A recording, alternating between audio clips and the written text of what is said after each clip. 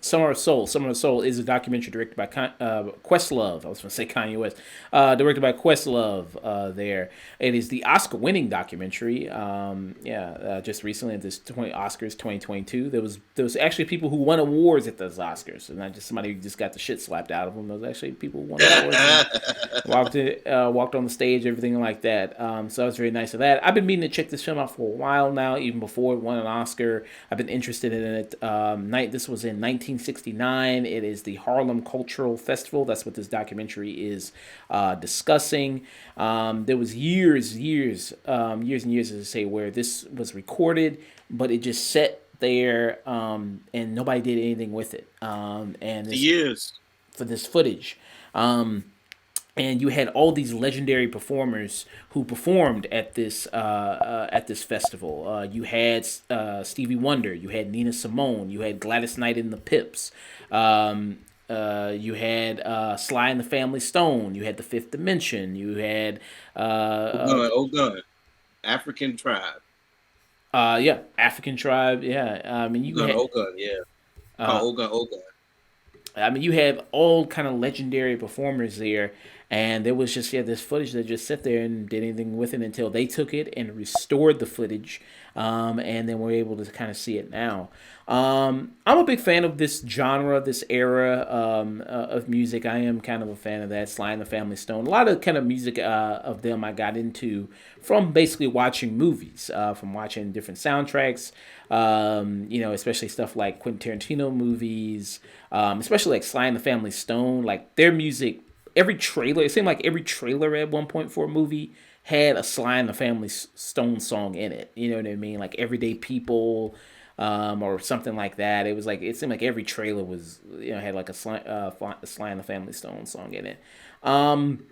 But yeah, I was excited to kind of watch this, and kind of discuss it in this period of time of 1969, which it details a lot of stuff. Not only does it detail the music, which is beautifully done, showing these kind of different artists and their performances, but also details the political climate at that time, and the things that Black people were kind of going through in that situation. What That were moon landing. Yeah, that moon landing. Yeah. What were kind of your thoughts watching the movie? Oh man. Yeah, same as you, man. Somebody that was looking forward to watching this and seeing this on Hulu, and I was really digging into this shit, man. Like I told you earlier, like, I even took note. I didn't take notes for Kanye because I knew Kanye was easy, but I took notes for this. You know what I'm saying? And yeah, '69, bro. Like right during the Woodstock. You know what I'm saying? Uh, the year after fucking Martin Luther King was killed. You know what I'm saying? Back in April and shit like that. So, we're coming off a lot of like that shit, anguish, and a lot of just fucking just depression and shit like that. And this was just a form of what all that shit was. You know what I'm saying? It was just a form of what that summer was. And I bet you anybody and the few people that they did interview that went to this, I bet you it was just something of magic. When I was watching this shit was just magic, man. And whoever their fucking mixer, the sound guy is, get that man a round of applause. Cause I know they get all of that sound just from that fucking shit. I know they had to do some cooking up in some type of way and maybe add some some other live shows to match that, similar to what they did there.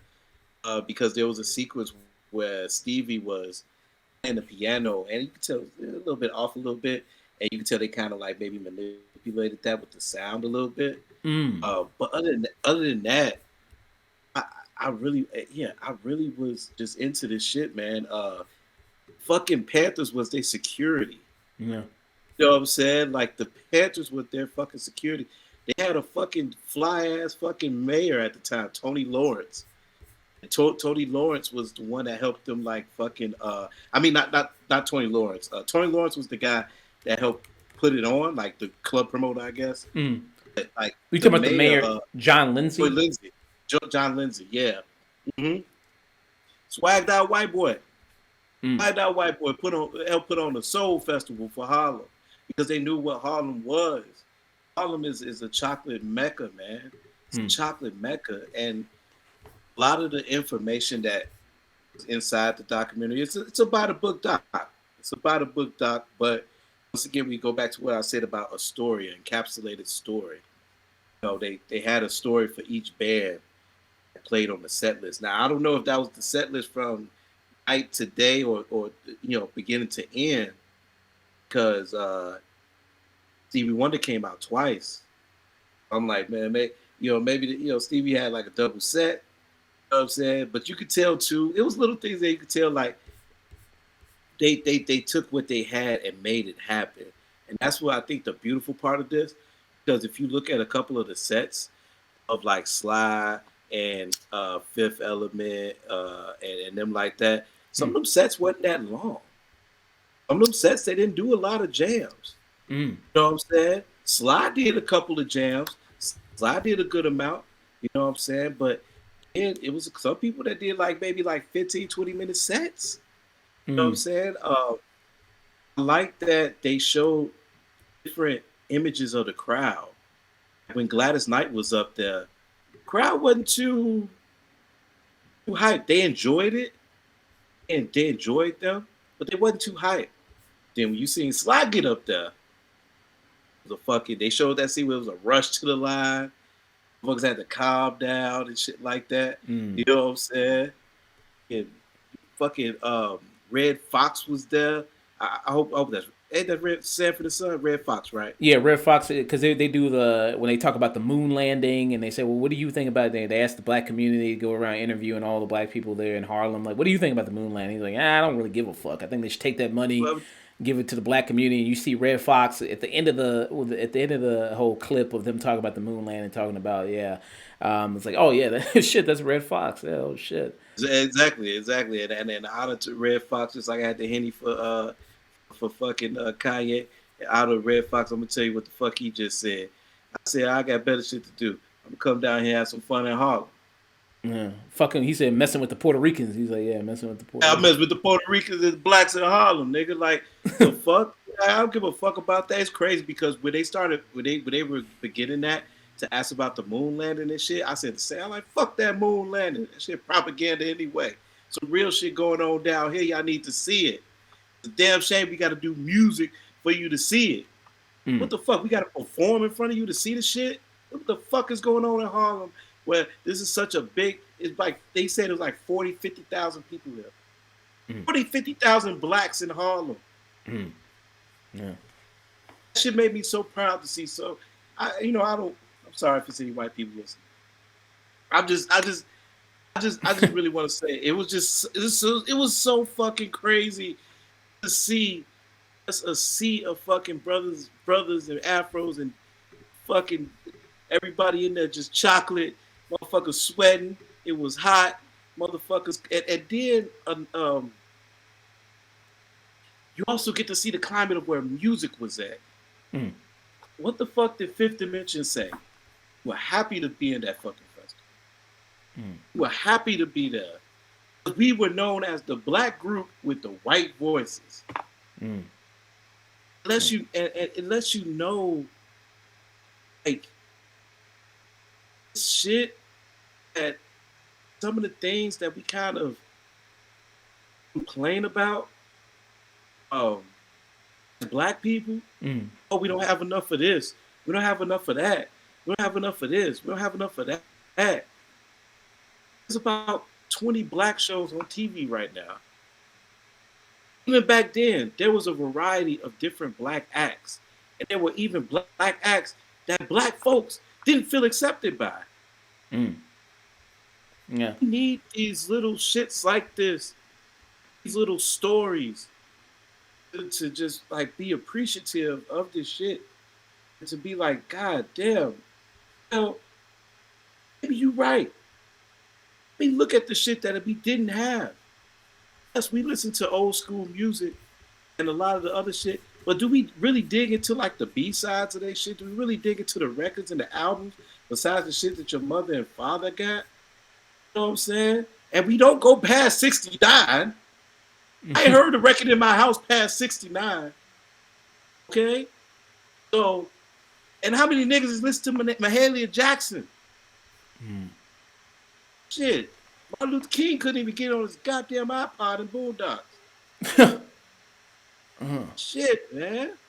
Well, I appreciate that. I appreciate the Jesse Jackson being there and shit like that. I love the culture of the shit where Sly was one of the few groups that had girls. They had a white dude that had this and that in their band. Here you had motherfucking Gladys Knight and the Pips who were coordinated. The men were in suits. Gladys Knight was in her shit. And you had motherfucking the Fifth Dimension where they coming out dressing wild as shit. They wasn't really kind of fucking with it themselves. They said Shorty looked good. Short, the main singer, she was dazzling. Yeah. That's what made them feel happy. You know what I'm saying? Like even the African and the tribal stuff, the Puerto Rican band that was there, fucking fuck, I can't remember goddamn name. Goddamn, I think it was can't remember that. I can't remember that. David Ruffin was best dressed. I'm sorry. You want to give it to Sly? Give it to David Ruffin. Give it to David motherfucking Ruffin, man. He was best fucking dressed, man. But yeah, I I watch this. I always like to watch documentaries like this. Make me feel like I'm at the show. And I watched this morning with Felicia, and I hope she's in the chat. I watched it this morning with Felicia, and yeah, it was amazing. I wish I could have caught this shit earlier, man. I wish I could have caught this shit earlier. You know what I'm saying? Like I wish I could have caught this shit when it first came out and paid attention to it then.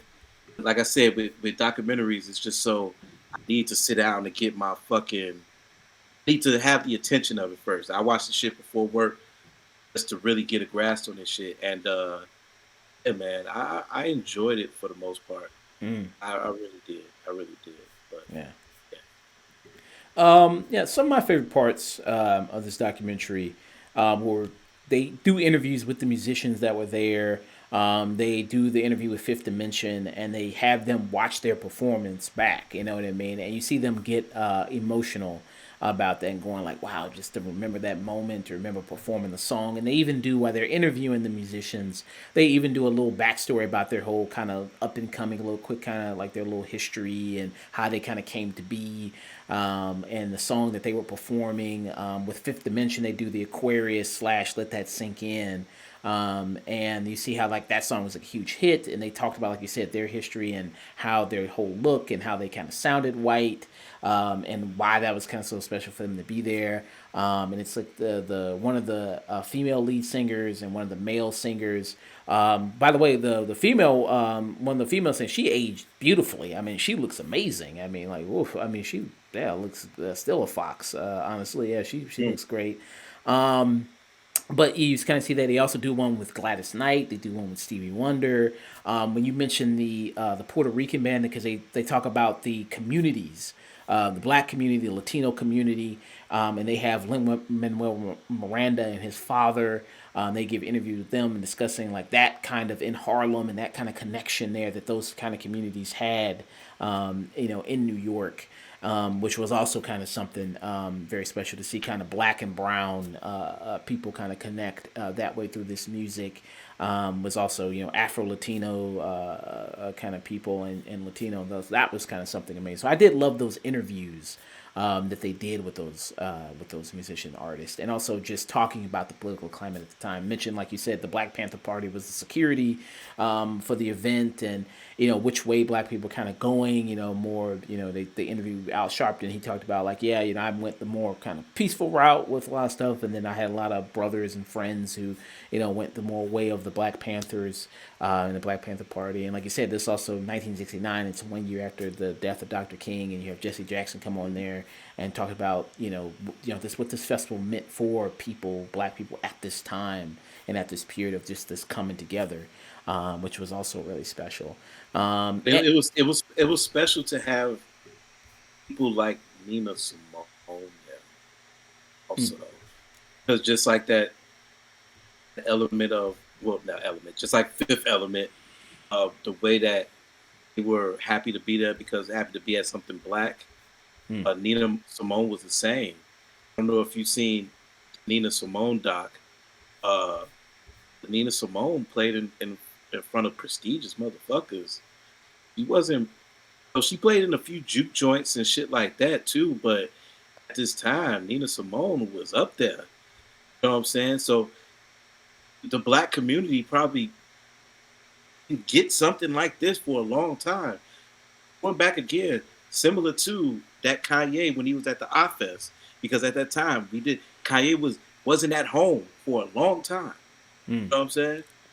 And even it's crazy 'cause they say that in that doc. But yeah, for Nina Simone, I felt like that was a rare occasion. I think a lot of black people didn't get a chance to experience that. You know what I'm saying? So I think that was just a wonderful thing too. And you know what else I think? I think they could have got Jimi Hendrix there. I think they even asked Jimi Hendrix, and maybe he couldn't make it. I bet you they probably asked like, no, I'm sorry, did Jimi Hendrix perform at Woodstock? I don't know. Somebody tell us in the chat. Don't lie. I think he did perform at Woodstock because didn't he do the Pledge of Allegiance at Woodstock? Like he played the Pledge of Allegiance, didn't he? On I guitar, think right? so. I think so, but I don't want to say if it's that year of Woodstock or if it's another year of Woodstock. Okay. Yeah, I don't want to say if it's that year of Woodstock, if it's another year of Woodstock. But if it wasn't that year of Woodstock, I bet you they asked Jimmy to be there. I bet you they did. He probably was busy or something like that, or had something to do. Oh, But he played with Star Spangled Banner. That's what he played at Woodstock there. okay, it was it the same year. I'm looking. I think it says 1969 was when he was there at Woodstock. Savior, Savior, Savior. But as you can see, like Stevie, you said you were talking about the relationships or with the artists and stuff. With Stevie at the time, he said it. He was like, "Yeah, I did a few records. I wasn't really there." Let's say he was like Drake at Take Care. You know what I'm saying? Second album. Say he was at that point. So he was pretty up there. But he he wanted to perform like performing that was something to him so much the motherfucker ripped the motherfucking mic from the thing. They was so yeah. Whoever the sound man was for this movie, and however they got their footage, because I know this couldn't all have been just festival footage.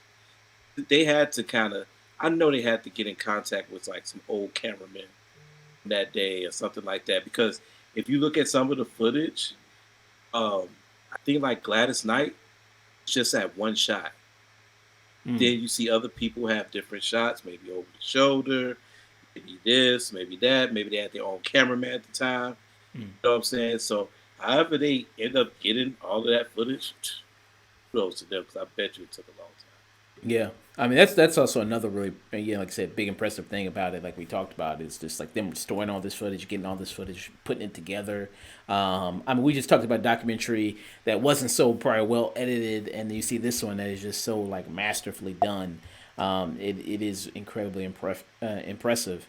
And yeah, I mean, I had a lot of great time watching this documentary. I mean, seeing all these legendary performers, and especially when you do a documentary about a music festival, the best thing you can do it makes you feel like, damn, I wish I was really there in that moment watching this and watching these people perform, and it does that. You know what I mean? I really do think it just really puts you there in that place in that time, and how people were feeling there and what this kind of festival meant. And it's such a shame that it just sat on the shelf for all these years. And when they talk about it towards the end of the documentary, of like, it was like, yeah, I was trying to sell it and market it as like the Black Woodstock, but nobody cared about it.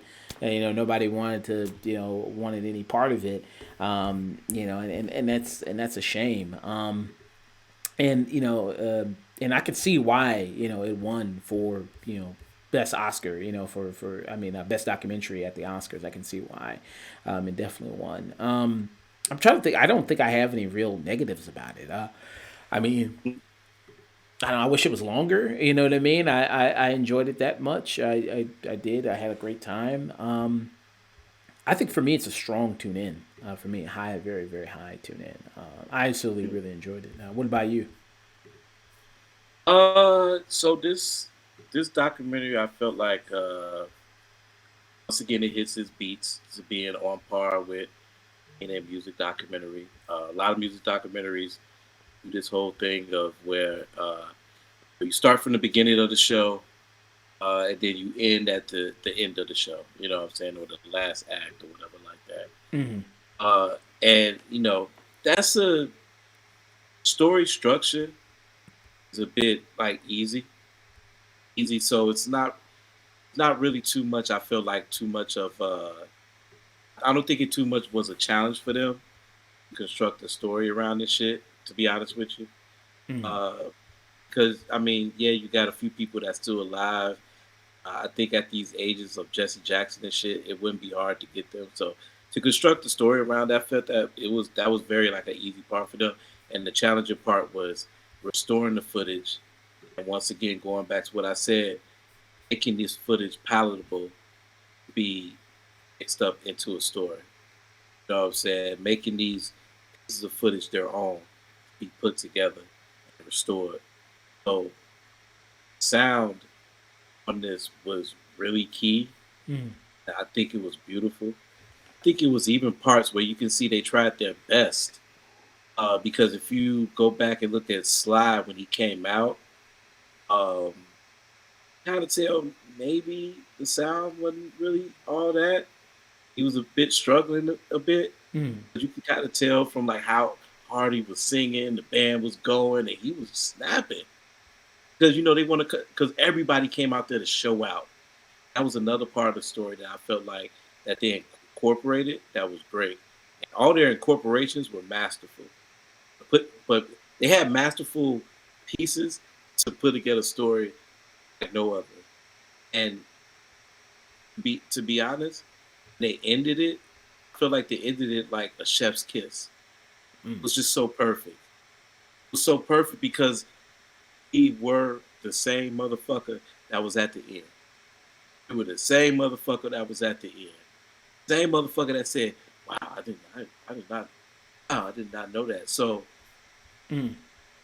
if you're a, if you're once again, if you're a music connoisseur or just a lover of music, a lover of festivals, a lover of uh, film, of docs, of festival docs, um, which I'm not a lover of festival docs, so I'm not like I'm not like going around seeing all the festival docs in the world. Hmm. I probably haven't even watched a lot of docs in the world, to be honest with you. But you could tell it hits a lot of notes, it hits a lot of beats, and some docs can be super super self-serving.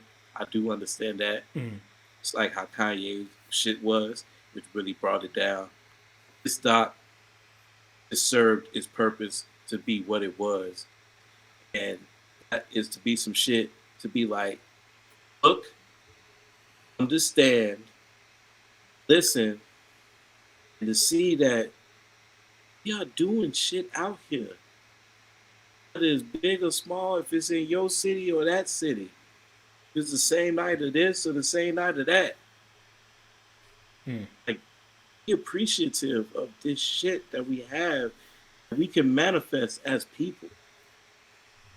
Stop fucking just trying to hurt each other all the fucking time. Hmm.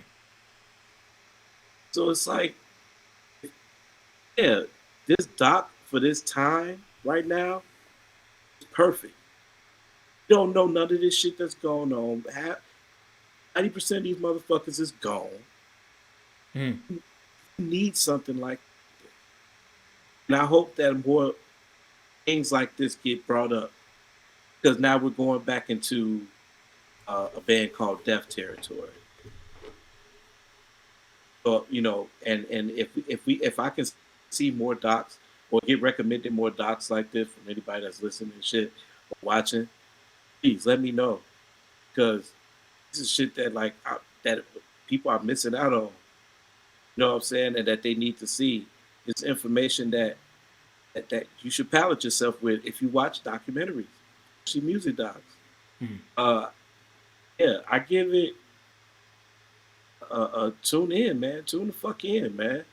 Tune all the way into that. Tune all the way into that. Mm. You know what I'm saying?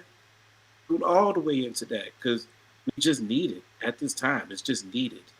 Mm. Yeah.